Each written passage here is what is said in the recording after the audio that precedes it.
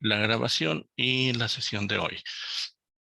Entonces, ya sabemos que todo está compuesto por materia y que la materia es todo lo que tiene que ocupa un lugar en el espacio y por lo tanto, pues estamos hablando de que tiene una masa, que tiene un volumen definido. Entonces, esta materia puede tener ciertos cambios y estos cambios van a depender de sus propiedades. Las propiedades de la materia son varias. Hay algunas que son muy específicas de algunos elementos, de algunas sustancias, de algunos materiales. Otras van a variar, algunas otras son compartidas y algunas otras se van a estar presentando pues momentáneamente dependiendo de cómo estemos exponiendo o cómo se encuentre el ambiente externo a la materia. Y conforme a esto, pues se van a estar dando algunos cambios en ella. Vamos a ver. Entonces, podemos definir materia como aquello que existe en el universo, que tiene masa y por tanto ocupa un lugar en el espacio. Todo lo que tenga una masa, es decir, todo lo que tenga un átomo, podemos hablar de un átomo como la parte más pequeña e indivisible de la materia, y ya sabemos que los átomos pues tienen subpartículas, partículas subatómicas, que son electrón, neutrón y protón. Entonces, vamos a quedarnos con esta definición de materia. Todo aquello que existe en el universo que tiene masa y por lo tanto ocupa un lugar en el espacio. Tenemos diferentes representaciones o podemos encontrar a la materia en diferentes representaciones. Tenemos un elemento. Un elemento es una sustancia simple que no puede descomponerse, formado por igual número de átomos, por ejemplo, el hidrógeno, el nitrógeno, el helio, todos los elementos, los 118 elementos que se encuentran en la tabla periódica. Nosotros no podemos dividir, digamos, el oro en algo diferente, porque es un elemento, porque es oro, vaya. Entonces no podemos dividirlo en algo diferente que no sea oro. Cuando hablamos de compuestos, son aquellos que están formados por dos o más elementos y pueden ser separados por medios químicos o incluso físicos. Tenemos, por ejemplo, el agua. Sabemos que la fórmula molecular del agua es H2O, es decir, dos moléculas de hidrógeno y una molécula de oxígeno. Estamos hablando que tenemos la conjugación, que tenemos dos elementos diferentes unidos y que están formando entonces un compuesto. Podemos separarle los hidrógenos del oxígeno y así tener los elementos por separado, pero mientras se encuentren juntos van a ser un compuesto. Tenemos mezclas que son la unión de dos o más sustancias en las que cada uno conserva sus propiedades químicas y por ende sus propiedades. Las mezclas pueden ser homogéneas o heterogéneas. Podemos hablar de mezclas heterogéneas, por ejemplo, la arena, la roca, la madera. Estas pueden ser separadas por métodos mecánicos como la selección o tamizado, la gravedad o decantación, la centrifugación o la filtración. Entonces, mezclas heterogéneas son aquellas que se pueden separar en sus elementos. Las mezclas homogéneas, por ejemplo, el aire formado por el nitrógeno, por oxígeno y algunas otras sustancias, por ejemplo, la sal y el agua, pueden ser separadas mediante destilación, precipitación, absorción, sublimación, disolución o flotación. Características de las mezclas heterogéneas: se pueden distinguir sus elementos. Por ejemplo, una ensalada. Una ensalada tiene lechuga, tiene zanahoria, tiene pollo, etcétera. Entonces, podemos distinguir los elementos que conforman esa mezcla. Las mezclas homogéneas no se pueden distinguir sus elementos. Por ejemplo, cuando disolvemos sal en agua, nosotros agregamos una cucharada de sal a un vaso de agua y ¿qué pasa con la sal? Pues dejamos de verla. No quiere decir que desapareció, no quiere decir que ya no se encuentre ahí, simplemente que se mezcló en una forma homogénea, es decir, se mezcló de tal forma que ya no es distinguible del agua. Entonces, la materia es todo aquello que tiene masa y ocupa un lugar en el espacio, y las transformaciones de la energía tienen lugar en la alimentación, por ejemplo, de los seres vivos. Nosotros cuando comemos, digamos que comemos hamburguesa, vamos a comer una hamburguesa. A nuestras células no les va a llegar un pedazo de hamburguesa, un pedazo de carne, un pedazo de lechuga. Lo que va a llegar a nuestras células son los nutrientes que tiene el alimento que consumimos.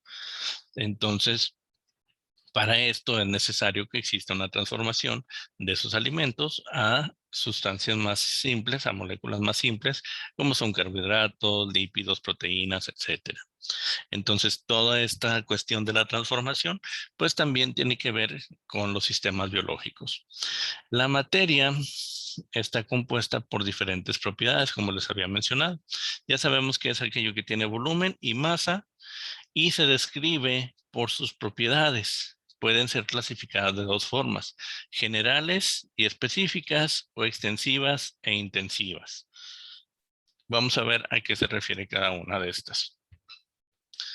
Cuando hablamos de las propiedades generales, son aquellas características comunes a todos los cuerpos. Por ejemplo, la masa. Sabemos que la materia es todo aquello que tiene masa, entonces absolutamente todo va a tener masa. Es la cantidad de materia que contiene un cuerpo. El volumen o extensión, que es el espacio que ocupa un cuerpo. Sabemos que todo lo que tiene masa, pues por lo tanto va a tener volumen. Peso, que es la fuerza que ejerce la gravedad sobre los cuerpos. Es diferente el peso que tenemos o que tendríamos nosotros aquí en la Tierra al peso que tendríamos o el peso que tiene un objeto en la Tierra con un objeto en la Luna, porque estamos hablando de gravedades diferentes, y el peso está dado principalmente por la cuestión de la gravedad. La porosidad, la inercia, la impermeabilidad y la divisibilidad son otras propiedades generales de la materia, es decir, que todos los compuestos, que todos los cuerpos van a tener. Es importante recalcar que la materia y sus propiedades estarán siempre afectadas por las fuerzas gravitatorias del medio en que se encuentran y por las fuerzas de atracción entre las moléculas que las componen. Hablábamos de compuestos, hablábamos de cómo podíamos tener mezclas homogéneas o heterogéneas y cómo podíamos distinguir estas. Una de las propiedades por las cuales se forma una mezcla homogénea o una mezcla heterogénea es por la atracción que tienen las moléculas entre sí. Tenemos las propiedades específicas de la materia. Son aquellas que diferencian un cuerpo de otro y son agrupadas en propiedades físicas. Por ejemplo, aquellas que definen la estructura medible del objeto, como por ejemplo el olor, la textura, el sabor, el estado físico, etcétera. Estas propiedades nos van a ayudar a distinguir los compuestos, la materia, los elementos. Por ejemplo, cuando hablamos de propiedades físicas para distinguir una mezcla o entre dos mezclas homogéneas. Tenemos una mezcla de sal con agua y una mezcla de azúcar con agua. Si las observamos a simple vista, pues van a ser igual, van a estar líquidas, van a estar transparentes, a lo mejor se ven un poquito turbia, pero estamos hablando de una mezcla de una cuchara en, no sé, 250 mililitros, que no se vería ninguna de las dos, ni la sal ni el azúcar. Entonces, ¿qué podemos hacer? Pues probarla. Podemos probar la mezcla de sal, va a estar salada, la mezcla de azúcar va a ser dulce. Entonces, esta es una propiedad física, el sabor, que nos va a poder ayudar a distinguir entre mezclas o entre la materia. Las propiedades químicas son aquellas que cada sustancia tiene con respecto a otras sustancias con la habilidad de crear otras nuevas. Por ejemplo, la combustión, la oxidación, la reactividad, la afinidad eléctrica, entre otros. Entonces, ya hablamos de las propiedades que se pueden clasificar como generales o específicas. Recordemos, generales son aquellas que tienen todos los objetos y sirven para describir cualquier tipo de materia. longitud, superficie, volumen, masa o temperatura. Y específicas, que son aquellas que sirven para diferenciar un tipo de materia de otro. Por ejemplo, densidad, temperatura de fusión y de ebullición o solubilidad. Las propiedades pueden ser también clasificadas como extensivas o intensivas. Extensivas son aquellas cuyo valor depende de la cantidad de la materia. Por ejemplo, longitud, masa o volumen. E intensivas son aquellas que van a estar dependiendo de la cantidad que no van a estar dependiendo de la cantidad de materia. Por ejemplo, la densidad o la temperatura.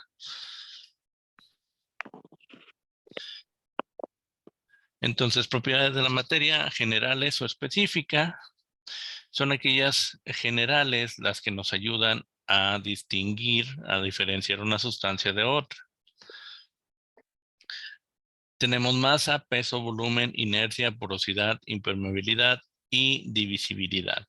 Cuando hablamos de la masa es la relación que tenemos entre el volumen y el espacio, más bien el espacio que ocupa una sustancia, un elemento. La medida que utilizamos es kilogramo, gramo, tonelada, libras, etcétera. El peso, que es el resultado de la fuerza de atracción sobre todos los cuerpos, es decir, la gravedad.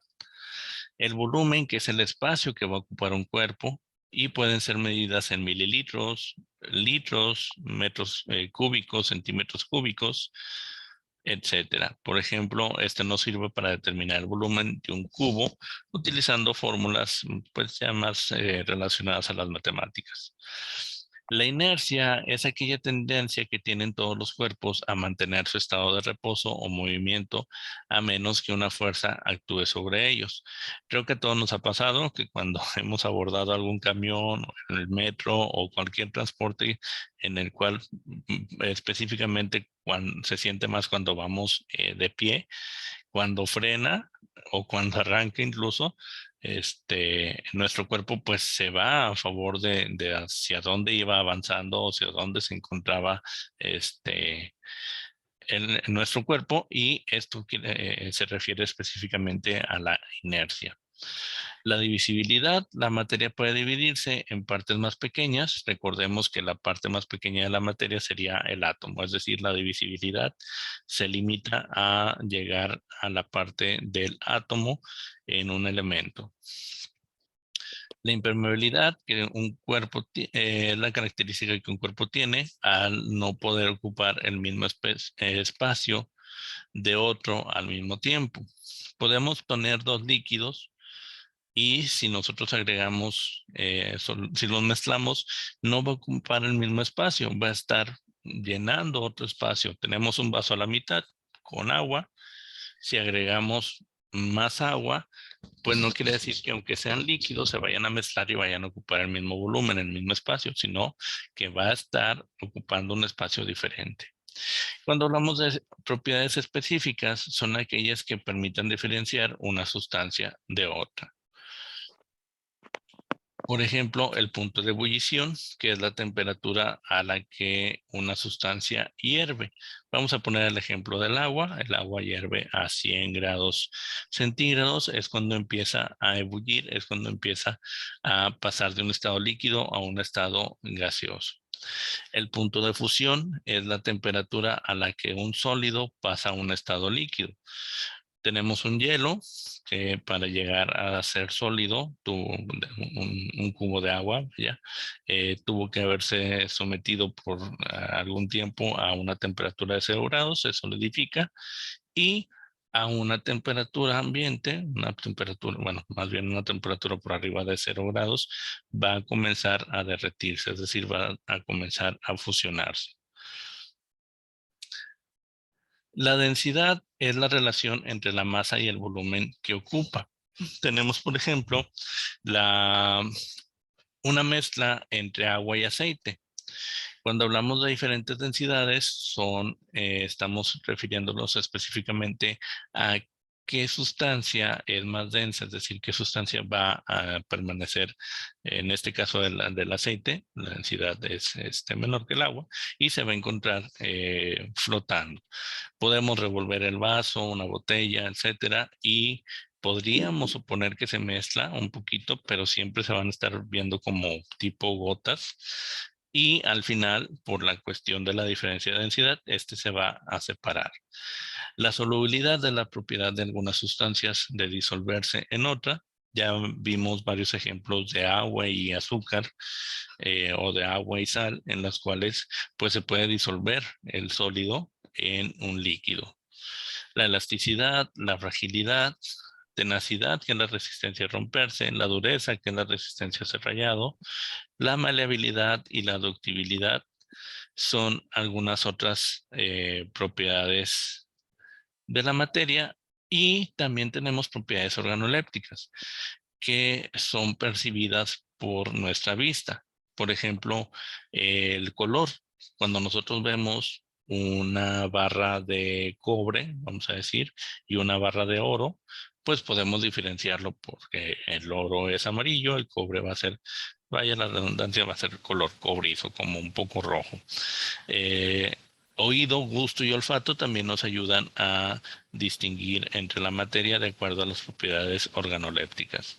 Propiedades químicas que se caracterizan por involucrar una reacción química, por ejemplo, de la oxidación. Tenemos aquí el ejemplo de una manzana. Cuando nosotros mordemos una manzana y la dejamos ahí un rato, o la partimos a la mitad y la dejamos ahí un rato en el ambiente, los componentes de la manzana comienzan a oxidarse por el oxígeno que se encuentra en el ambiente y empieza a cambiar, a tomar este color rojizo. Entonces, ¿cómo es que cambia la materia? Vamos a tener en cuenta tres principalmente, pero hay un cuarto estado de agregación de la materia. La materia se puede encontrar en un estado sólido, se puede encontrar en un estado líquido, en un estado gaseoso y en un estado de plasma. Los cambios del estado de la materia van a depender, ya sabemos, de las propiedades de la misma. Un aspecto de la materia que nos es familiar y es de gran interés son sus cambios de estado. Estos cambios de estado de la materia son de tipo físico y no implican la creación de nuevas sustancias debido a la alteración de su composición. Vamos a volver al ejemplo del agua. Nosotros tenemos un vaso de agua, lo metemos al congelador o lo sometemos a temperaturas muy bajas y va a solidificarse. Sigue siendo agua, pero ahora se encuentra en estado sólido. Si tenemos un vaso de agua, lo ponemos a calentar, llega a 100 grados centígrados y empieza a evaporarse, es decir, empieza a formar vapor, se empieza a cambiar a un estado gaseoso, pero sigue siendo agua, no cambia, es decir, no hay una formación, no hay una creación de una nueva sustancia, ni alteración en su composición, sigue siendo agua. Cuando hablamos de un estado sólido y que este pasa a un estado líquido, permítame para cambiar aquí de...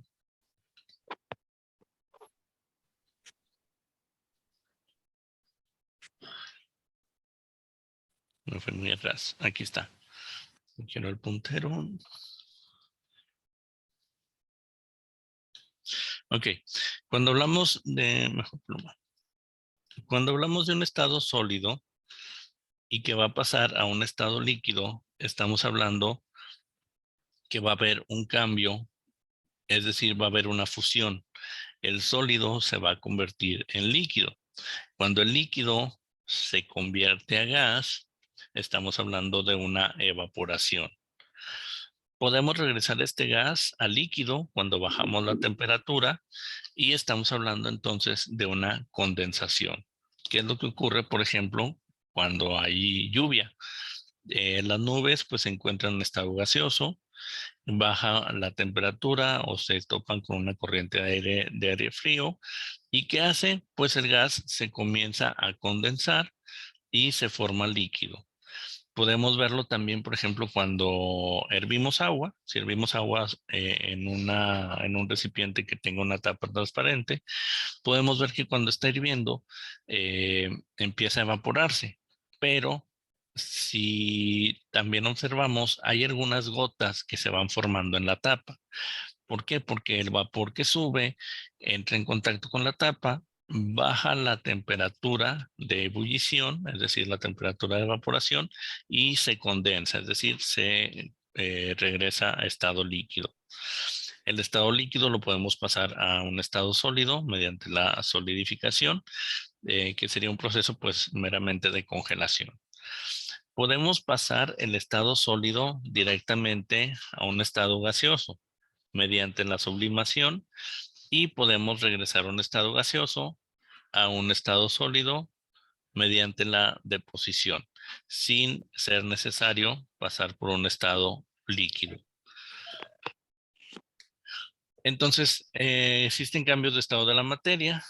Ya vimos que de líquido a sólido se llama solidificación, de sólido a líquido fusión, la evaporación cuando tenemos de líquido a gas o condensación de gas a líquido, deposición y sublimación cuando es directamente entre gas y sólido.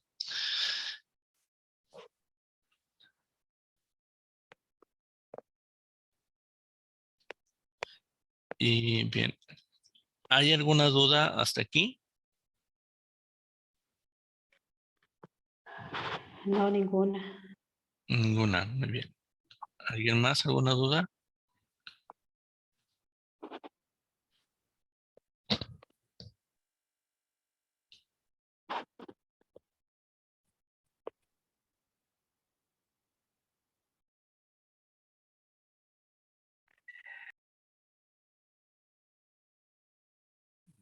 Bueno, muy bien. Entonces, para esta semana tenemos como actividad un cuestionario. El cuestionario, hay que responderlo. Se tienen dos intentos. Pueden responder el primero y después, pues, viendo cuáles son las preguntas, viendo cuál es la cuestión de la, o más bien revisando la grabación o habiendo asistido a esta sesión, pueden volver a presentarlo para buscar una calificación un poco mayor.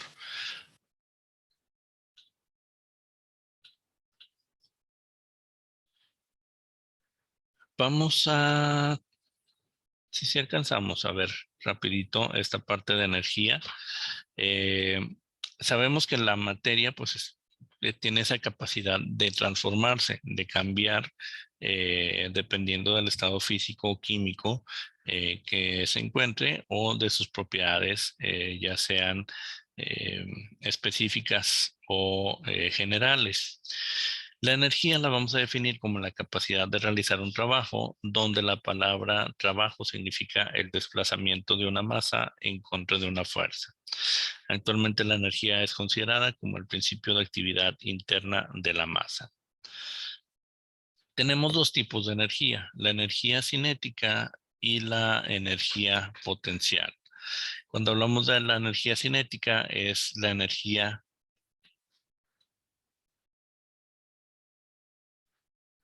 perdón,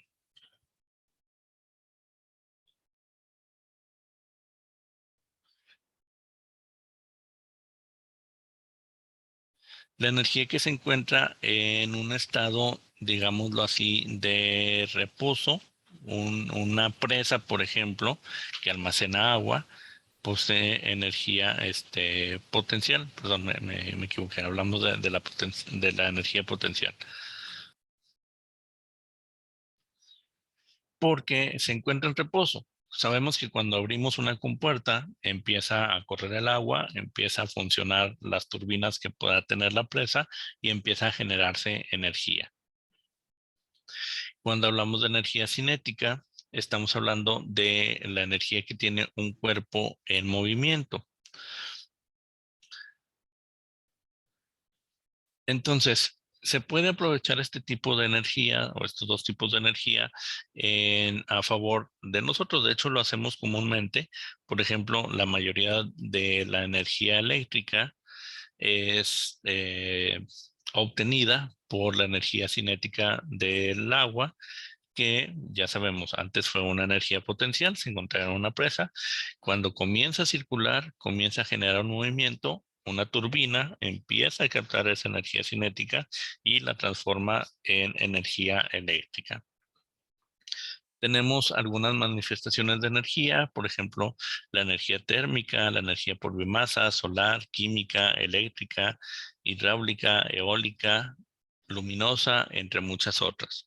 Todas estas han sido aprovechadas en su mayoría por el humano, incluyendo también la energía nuclear o atómica. La energía térmica es el calor eh, que va a estar desprendiendo un cuerpo. Se da entre diferentes cuerpos o diferentes zonas de un mismo cuerpo que se encuentran a distintas temperaturas. Por ejemplo, cuando hervimos un sartén, que ponemos agua a calentar, cuando se calienta una plancha, etcétera. La energía luminosa, sabemos que la luz nos ayuda a poder visualizar las cosas. El estudio del comportamiento dual de la luz nos ha ayudado como base para comprender y desarrollar la teoría atómica actual. Y esta se trata de una energía que está dada por radiación electromagnética, presentándose el fenómeno de ondas, tales como la reflexión, la refracción, la difracción y la interferencia.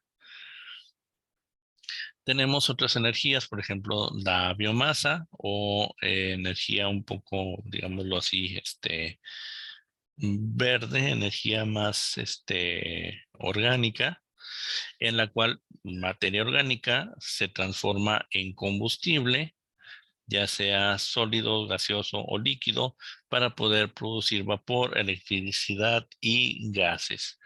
Sin embargo, lo malo es que son fuentes de energía no renovables, es decir, si terminamos con los recursos o con lo que nos ayuda a obtener este tipo de energía, pues hasta ahí se quedó, no podemos renovarla. La energía eólica es una de las energías que más se pudieran aprovechar. Es la energía que genera el viento y se utiliza desde hace mucho tiempo. Por ejemplo, en los molinos antiguos para moler los granos o convertirlos en harina, y en el bombeo de agua en los sembradíos. Lo malo es que esta energía proviene pues del viento y puede ser irregular, tanto en fuerza como en dirección. Y la cuestión más difícil es el almacenamiento. No se puede almacenar este tipo de energía, tendría que ser de uso inmediato. La energía nuclear, muchas veces cuando escuchamos hablar de energía nuclear, lo primero que nos imaginamos es una bomba. Tristemente, pues es lo que más la ha caracterizado. Armas nucleares, bombas e incluso accidentes en plantas nucleares. Sin embargo, pues también es un tipo de energía que se puede utilizar. Algunos autores dicen que es una energía ilimitada. Es una energía que de acuerdo a las cantidades de material que tenemos en la Tierra para generar este tipo de energía, pudiéramos utilizarlo por miles o millones de años sin agotarlo. Esta proviene de la separación o de la conjunción de los núcleos de los elementos y es caracterizada porque da una mayor cantidad de energía en comparación a las otras energías que hemos visto hasta ahorita. La energía hidráulica es una energía renovable.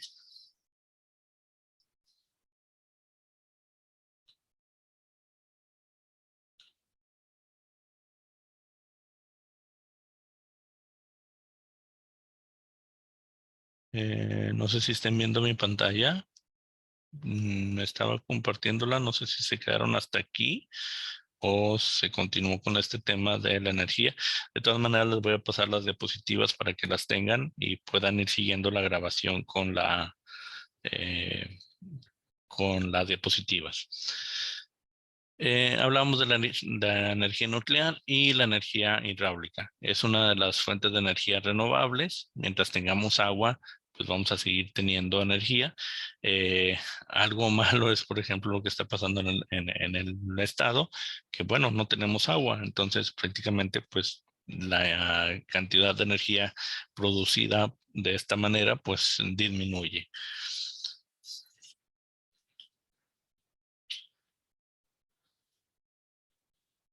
Y bien, entonces hasta aquí nos quedamos con el tema del día de hoy para que puedan ustedes estar respondiendo su cuestionario sobre propiedades de la materia, estados de agregación y tipos de energía. ¿Dudas? ¿Comentarios? Maestro, yo tengo una duda, no referente a la clase de ahorita.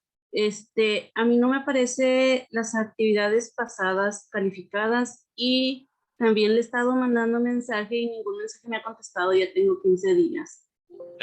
Sobre Soy las Marisol actividades. del aula C. Ok, las actividades, todas las actividades como le había mencionado van a ser revisadas. Me estoy atrasando un poquito porque ando buscando precisamente pues la forma en que nos podamos tener una sesión adecuada. Estamos teniendo 30, 40 minutos limitados de sesión, entonces pues también es importante ver el tema de manera más extensa, no ir corriendo como ha sido en las últimas sesiones por la cuestión del tiempo de grabación que nos permite los programas, pero cuente con que todas, absolutamente todas sus actividades, foros, cuestionarios, actividades que se entregan de PowerPoint, de Excel, bueno, no, en esta nos digamos Excel, de Word, absolutamente todas van a ser calificadas. Maestro, pero y los mensajes no los contesta.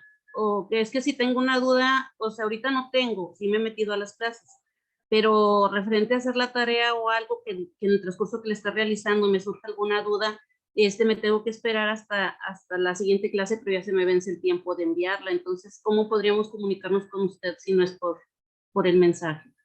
Sí, mándeme mensaje, una disculpa. La verdad es que eh, le soy bien sincero, cada tarea que me llega también un mensaje y a veces la verdad es que se me pueden ir entre ellos algunos. Entonces, una disculpa por no haberle respondido a tiempo, pero por favor, con toda confianza, mándenme mensaje. Yo voy a procurar responderlos todos, absolutamente todos. Gracias, maestro. De nada. ¿Alguien más? ¿Alguna duda?